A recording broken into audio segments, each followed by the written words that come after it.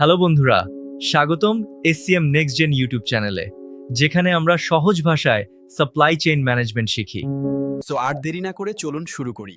আর অবশ্যই চ্যানেলটি সাবস্ক্রাইব করতে ভুলবেন না, না হলে অনেক গুরুত্বপূর্ণ বিষয় মিস করবেন।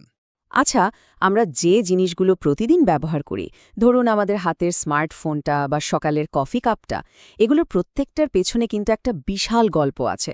কাঁচামাল থেকে শুরু করে ফ্যাক্টরিতে তৈরি হয়ে আমাদের হাতে আসা পর্যন্ত কি বিশাল এক কর্মযোগ্য। কিন্তু মজার ব্যাপার হলো, একটা কোম্পানির পরিবেশের ওপর যে প্রভাব, তার সবচেয়ে বড় অংশটা কিন্তু এই যাত্রা পথেই লুকিয়ে থাকে। তো চলুন আজকের এই বিশ্লেষণে আমরা গ্রিন সাপ্লাই চেইন ম্যানেজমেন্ট বা গ্রিন এসসিএম এর দুনিয়াটায় ডুব দেই আর বোঝার চেষ্টা করি একটা টেকসই ভবিষ্যৎ গড়তে এটা কেন এতটা জরুরি। একটা প্রশ্ন করা যাক, যখন আমরা কোনো কোম্পানির কার্বন ফুটপ্রিন্টের কথা ভাবি, মানে তারা পরিবেশ কতটা দূষণ করছে, তখন আমাদের মাথায় ঠিক কোন ছবিটা ভাসে? আমার তো মনে হয় বেশিরভাগেরই চোখে ভাসে বিশাল একটা ফ্যাক্টরি আর তার উঁচু চিমনি দিয়ে গলগল করে কালো ধোঁয়া বেরোচ্ছে, তাই না? হ্যাঁ, এটা গল্পের একটা অংশ, কিন্তু পুরোটা নয়। যদি বলি আসল ভিলেনটা আসলে আমাদের চোখের সামনেই নেই, এই সংখ্যাটা দেখুন, ৮০% বেশি। ভাবা যায়, বেশিরভাগ বড় কোম্পানির ক্ষেত্রেই তাদের মোট গ্রিনহাউস গ্যাস নির্গমনের ৮০%-এরও বেশি কিন্তু তাদের নিজেদের ফ্যাক্টরি বা অফিস থেকে আসেই না। তাহলে আসে কোথা থেকে? আসে তাদের সাপ্লাই চেইন থেকে। মানে কাঁচামাল জোগাড় করা, বিভিন্ন পার্টস তৈরি করা, প্যাকেজিং, এক দেশ থেকে আরেক দেশে পরিবহন করা, এই যে বিশাল একটা নেটওয়ার্ক, দূষণের সিংহভাগটা আসলে সেখানেই হচ্ছে। এবার এই সংখ্যাটার দিকে তাকানো যাক। 11.5 গুণ। মানে গড়ে একটা কোম্পানির সাপ্লাই চেইন থেকে যে পরিমাণ কার্বন বের হয়, সেটা তাদের সরাসরি কাজ, মানে ফ্যাক্টরি বা অফিস থেকে হওয়া দূষণের চেয়ে প্রায় 11.4 গুণ বেশি। এই একটা তথ্যই কিন্তু পুরো ছবিটা পাল্টে দেয়, তাই না? এর মানে হলো, সাপ্লাই চেইনকে হিসেবে না ধরে সাস্টেইনেবিলিটি বা টেকসই হওয়ার কথা বলাটা আসলে প্রায় অর্থহীন। আচ্ছা, এই ব্যাপারটা আরেকটু সহজে বোঝা যাক। বিশেষজ্ঞরা কার্বন নির্গমনকে সাধারণত ৩টা ভাগে ভাগ করেন, যাকে বলা হয় স্কোপ 1, 2 এবং 3। স্কোপ 1 হল কোম্পানির একেবারে নিজস্ব কার্যক্রম থেকে সরাসরি দূষণ, যেমন ধরুন তাদের কারখানার জ্বালানি।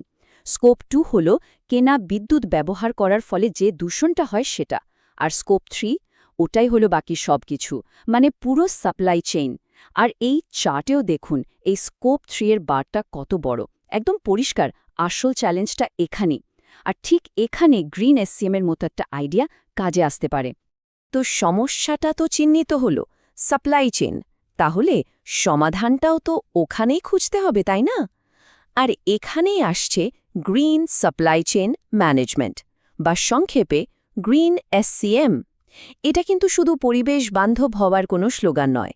এটা হলো পুরো সিস্টেমটাকে নতুন করে দেখার, নতুন করে ঢেলে সাজানোর একটা দর্শন। খুব সহজ করে বললে, গ্রিন এসসিএম কি? এটা হলো সাপ্লাই চেইনের প্রত্যেকটা সিদ্ধান্তে একটা সবুজ চশমা পরে নেওয়ার মতো। মানে একটা পণ্যের আইডিয়াটা যখন প্রথম কাগজে আঁকা হচ্ছে, সেখান থেকে শুরু করে সেটা ক্রেতার হাতে পৌঁছানো এবং ব্যবহারের পর কি হবে, এই পুরো জীবনচক্রের প্রতিটি ধাপে এমন সিদ্ধান্ত নেওয়া যা পরিবেশের জন্য ভালো, আবার ব্যবসার জন্য লাভজনক। আগেকার সাপ্লাই চেইনগুলোর মডেলটা ছিল খুব সোজা সাপটা, নাও বানাও ফেলে দাও। মানে প্রকৃতি থেকে কাঁচামাল নাও, পণ্য তৈরি করো, ব্যবহার করো আর শেষে ফেলে দাও। এটা ছিল একটা একমুখী রাস্তা, যার শেষ গন্তব্য ছিল ডাস্টবিন। কিন্তু গ্রিন এসসিএম এই পুরো ধারণাটাই উল্টে দিয়েছে। এটা একটা বৃত্তাকার বা সার্কুলার সিস্টেমের কথা বলে, যেখানে মূল লক্ষ্যই হল বর্জ্যকে যতটা সম্ভব কমানো আর ব্যবহৃত পণ্যকে ফেলে না দিয়ে বারবার সিস্টেমে ফিরিয়ে আনা।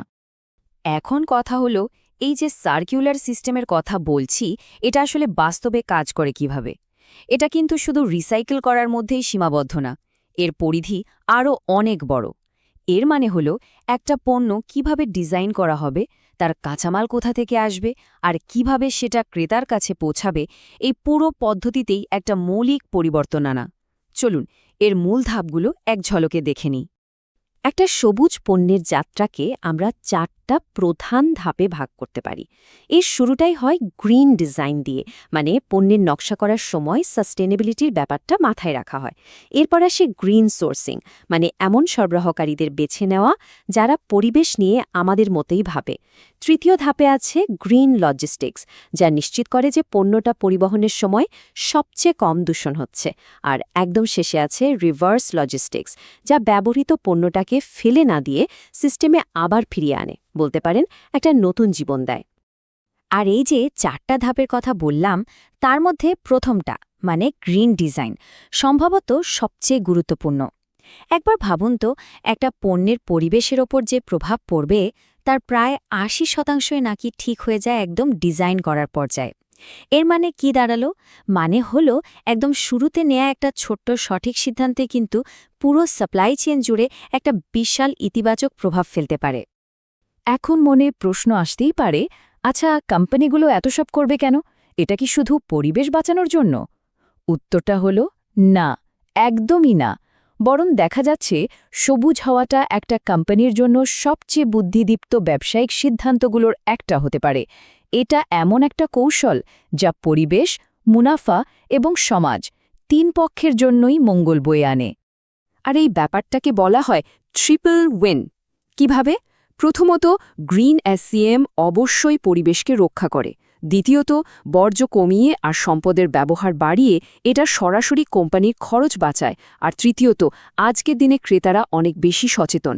যখন তারা দেখে একটা কোম্পানি পরিবেশ নিয়ে ভাবছে, তখন সেই ব্র্যান্ডের প্রতি তাদের আস্থা বেড়ে যায়। তো দেখুন, পরিবেশ রক্ষা, খরচ কমানো আর ব্র্যান্ডের সুনাম তিনটাই একসাথে হচ্ছে। আর এটা কিন্তু শুধু মুখের কথা বা থিওরির মধ্যে সীমাবদ্ধ নেই। বাস্তব উদাহরণ যদি দেখতে চান, তাহলে ওয়ালমার্টের দিকে তাকানো যেতে পারে। ওদের একটা প্রজেক্ট আছে, নাম প্রজেক্ট গিগাটন। এর মাধ্যমে তারা তাদের পুরো সাপ্লাই চেইন থেকে ১ বিলিয়ন টন গ্রিনহাউস গ্যাস কমানোর লক্ষ্য নিয়েছে। ভাবুন একবার, এটা করে তারা শুধু নিজেদের কার্বন ফুটপ্রিন্টই কমাচ্ছে না, তাদের হাজার হাজার সাপ্লায়ারের বিশাল নেটওয়ার্কেও একটা নতুন উদ্ভাবনের ঢেউ নিয়ে আসছে। তো গ্রিন এসিএম এখনই ব্যবসার ধরন বদলে দিচ্ছে, কিন্তু বিশ্বাস করুন, এটা সবে শুরু।